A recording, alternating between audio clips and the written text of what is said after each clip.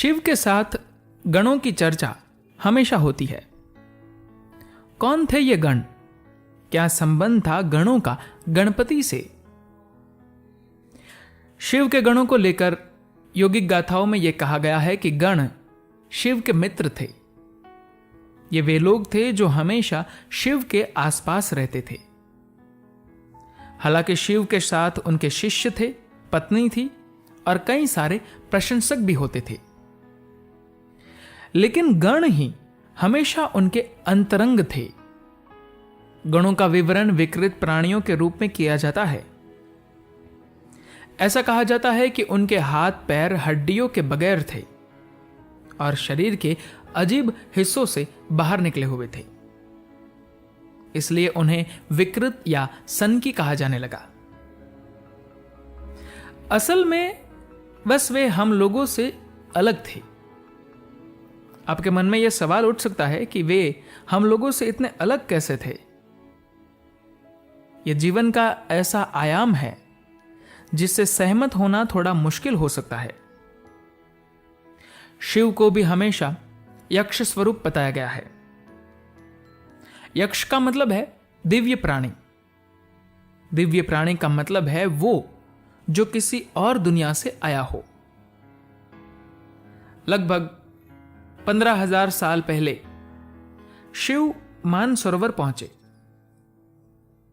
मानसरोवर तिब्बत में एक झील है। ये टेथिस समुद्र का एक अवशेष है। टेथिस समुद्र को मानव सभ्यताओं की शुरुआत माना जाता है। आज यह झील समुद्र तल से 15,000 फीट की ऊंचाई पर है, पर असल में यह खुद एक समुद्र है जो अब ऊपर उठकर झील बन गया है। शिव के मित्र गण मनुष्यों की तरह नहीं थे, और यह बताया गया है कि वे कभी भी किसी मानव भाषा का प्रयोग नहीं करते थे। उनकी बातें कर्कश शोर की तरह होती थी।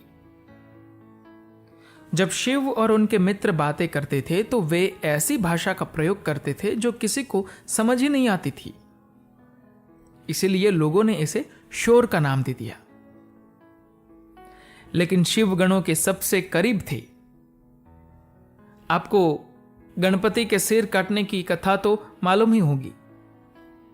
जब शिव घर लौटे और इस बच्चे ने उन्हें रोकने की कोशिश की तो शिव ने बच्चे का सिर काट दिया। जब पार्वती अत्यंत दुखी हो गई और शिव से बच्चे को सिर प्रदान करने के लिए कहा, तो शिव ने अन्य जीव का सिर उस बच्चे को दे दिया।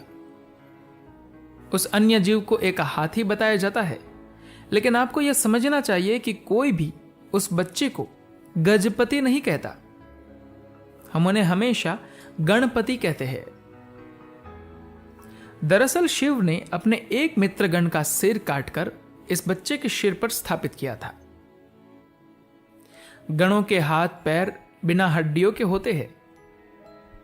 हमारी संस्कृति में बिना हड्डी के अंग को हाथी की सूंड की तरह समझा जाता है, तो कलाकारों ने उन्हें एक हाथी का रूप दे दिया। पर असल में वे गजपति नहीं है, वे गणपति है। उन्हें एक गण का सिर मिला और शिव ने उन्हें गणों का मुखिया बना दिया। धन्यवाद।